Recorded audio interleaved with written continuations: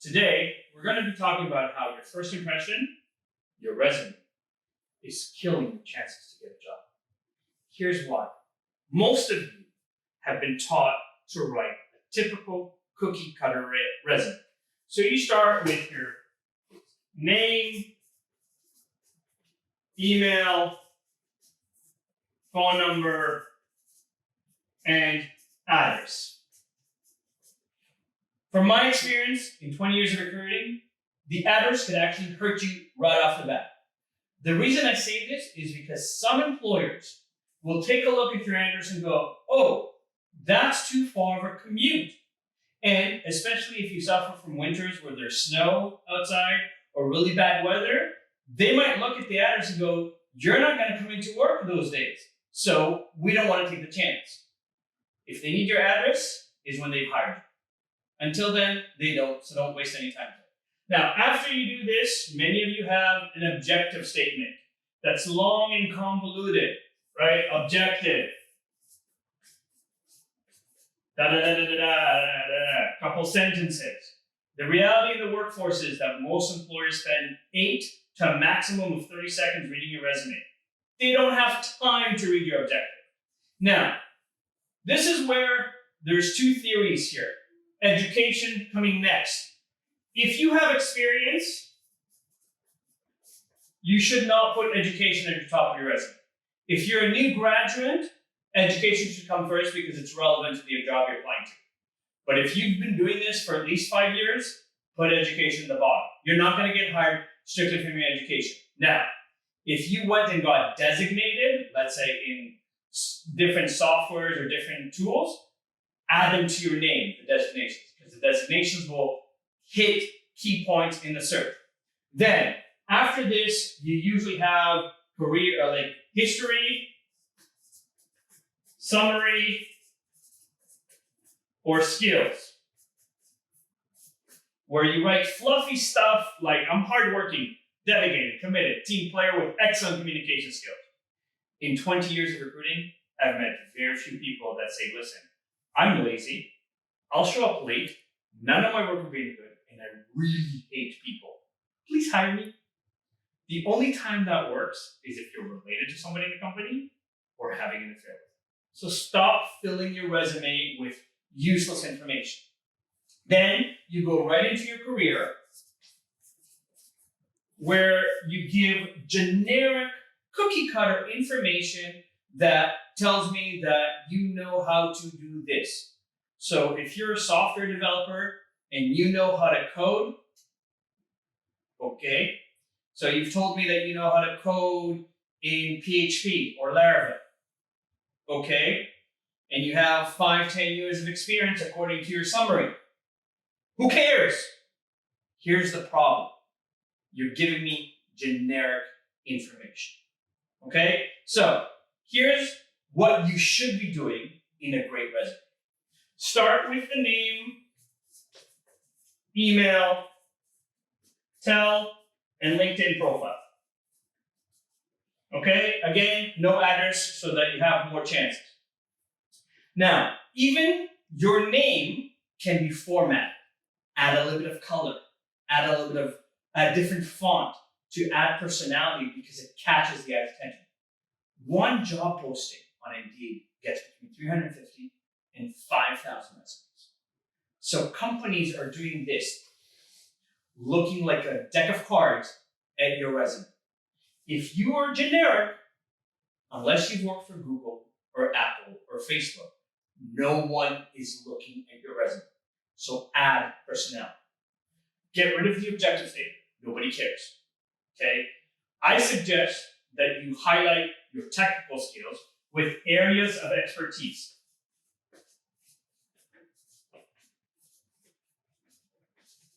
Okay, so using the example of PHP, Laravel, software developer, or web developer. You know PHP, you know Laravel, you know Vue.js, you know Next.js, you know MySQL, you know. So add all of the technical words, all the problem-solving words that you do on the job on a daily basis. Why? Because this will also help with the algorithms of the job boards and LinkedIn for employers and recruiters to notice you faster. Again, this will take you 6 months to a year. If you start doing this, you'll get noticed right away. You'll get much more money because people will know who you are. After you list your areas of expertise, all the technical words, get rid of the fluffy, hardworking, dedicated, committed team player with excellent communication skills. Because I've met plenty of people that have horrible communication skills, yet are gainfully employed. Okay, what you want to do is show the significance of the projects that you have. So I call this my career highlights, or career achievements, or career successes, or career contributions. What you want to do is pick your top 5 to 7 key points. Now, again, don't just tell me like you did in a generic resume, I've coded this and I've coded that.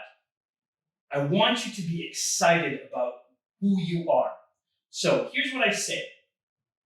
If you're lucky enough to be in a relationship, when you come home from work, do you tell your partner, I did my job? Yeah, you might have a few days of that. But in reality, a lot of times you come and say, you'll never guess what happened at work today. I had this massive problem to solve. And I thought about it for like 3 hours. And then I figured out this brilliant way to solve it that's going to save the company hundreds of thousands of dollars. That's what you want to highlight in the results.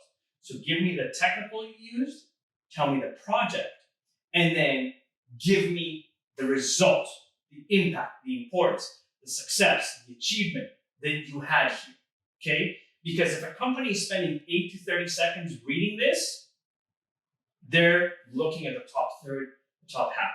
What you've done with this here is show them you have all the technical, and here's how great you are at what you do. This will get you interviews faster, okay? And again, depending on your personality, you can format the layout to have boxes, to have, sidebars, to have, a little bit of color and variety, change your font, change your bullets. If you've ever watched the movie Legally Blonde, when Elle Woods, aka Reese Witherspoon, applies to Harvard and the internship, she sends them a pink scented resume. And they look and go, oh my God, it's pink and it's scented. But they remember it. You want to get hired faster? You want to get a $40,000 raise? Stop sending generic cookie cutter resumes and highlight how great you are. Don't worry about the actual career, because these career highlights can be from your entire career, because that is what's going to get your foot in the door where companies are going to be intrigued for you. Okay? I had a client that I was coaching that was a product manager in social media. Struggled for 7 months to find a job, had one interview. I changed the formatting and highlighted how great he is. Within 2.5 weeks, Google, Facebook, Snapchat, and Twitter called him for an interview. All it was your first impression. A resume that stood out that highlights how great you are. After you've done your career highlights, then you go into your actual career. Now, here's a sidebar for everybody. If you've been hit where you were downsized from your job, and in order to pay your bills and take care of your family, you started working a retail job, or you started working a job that's not part of your career, don't put it first as part of your jobs. Put it at the end. Highlight the relevant experience, because companies don't want to figure out whether or not you've done this. Again, I speak from experience. When I was working in finance, and after 9/11, I got downsized from Fidelity Investments. I interviewed with Invesco. The HR is looking at my resume, and she's looking at the first page of my resume. She says, Joseph, it's great that you have all this back office experience, and you understand the industry, you have the designations, but have you ever worked in a call center? I took a deep breath and said, if you flip to page 2 of my resume, I actually worked in your call center for 6 months. Oh yeah, there it is. So don't put the relevant information in terms of your work experience on page 2. They do not read it. Put it after your career highlights so that they know, oh my God, I want to hire you. I want you to produce these kind of results for me. So when I say results, dollar figures, percentage figures, time figures, inventory figures, macros, templates, policies, procedures, documentation, special initiatives that you did. It's great that you were part of the team and you want to communicate that in the interview. But your resume is to highlight why you are the best person on the job, not anybody else. So highlight the resume because it's going to help you stand out. And once you do that, you have your career history, then you go into your education. Please stop writing references available upon request on your resume. It's implied. If you don't provide resumes, they can go, we're not hiring you. So stop wasting paper on or space on your resume to write that useless statement. Okay? Again, get rid of the fluffy and focus on specific. Right? Stop saying, I'm hardworking. Everyone is hardworking. Your standard of hardworking is what differs. So if you have a great example where you work 3 weeks of overtime without pay to finish the project on budget on time, put that on your resume. But don't put, I'm hardworking. Okay? But get rid of black and white, cookie cutter standard. Add color. Change the font. Add frames, boxes, underlines, bolding. Anything that helps you stand out. When you do this, I promise you, your experience of finding a job will be faster and easier.